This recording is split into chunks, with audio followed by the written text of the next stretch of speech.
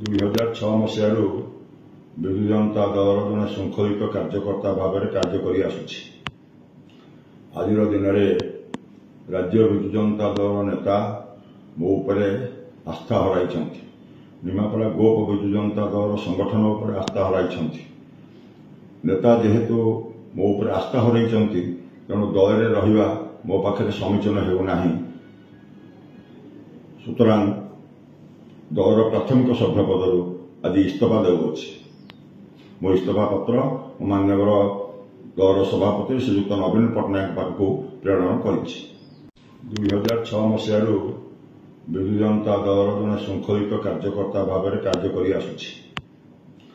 ଆଜିର ଦିନରେ ରାଜ୍ୟ ବିଜୁ ଜନତା ଦଳର ନେତା ମୋ ଉପରେ ଆସ୍ଥା ହରାଇଛନ୍ତି। ନିମାପଡ଼ା ଗୋପ ବିଜୁ ଜନତା ଦଳର ସଂଗଠନ ଉପରେ ଆସ୍ଥା ହରାଇଛନ୍ତି। ନେତା ଯେହେତୁ ମୋ ଉପରେ ଆସ୍ଥା ହରାଇଛନ୍ତି, ତେଣୁ ଦଳରେ ରହିବା ମୋ ପାଖରେ ସମୀଚୀନ ହେଉନାହିଁ। ସୁତରାଂ ଦଳର ପ୍ରାଥମିକ ସଭ୍ୟ ପଦରୁ ଆଜି ଇସ୍ତଫା ଦେଉଅଛି।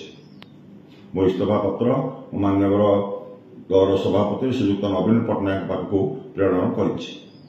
2006 ମସିହାରୁ ବିଜୁ ଜନତା ଦଳର ଜଣେ ଶୃଙ୍ଖଳିତ କାର୍ଯ୍ୟକର୍ତ୍ତା ଭାବରେ କାର୍ଯ୍ୟ କରି ଆସୁଛି। ଆଜିର ଦିନରେ ରାଜ୍ୟ ବିଜୁ ଜନତା ଦଳର ନେତା ମୋ ଉପରେ ଆସ୍ଥା ହରାଇଛନ୍ତି।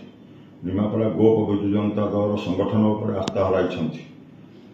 ନେତା ଯେହେତୁ ମୋ ଉପରେ ଆସ୍ଥା ହରାଇଛନ୍ତି, ତେଣୁ ଦଳରେ ରହିବା ମୋ ପାଖରେ ସମୀଚୀନ ହେଉନାହିଁ। ସୁତରାଂ ଦଳର ପ୍ରାଥମିକ ସଭ୍ୟ ପଦରୁ ଆଜି ଇସ୍ତଫା ଦେଉଅଛି। ମୋ ଇସ୍ତଫା ପତ୍ର ମାନ୍ୟବର ଦଳର ସଭାପତି ଶ୍ରୀଯୁକ୍ତ ନବୀନ ପଟ୍ଟନାୟକ ପାଖକୁ ପ୍ରେରଣ କରିଛି।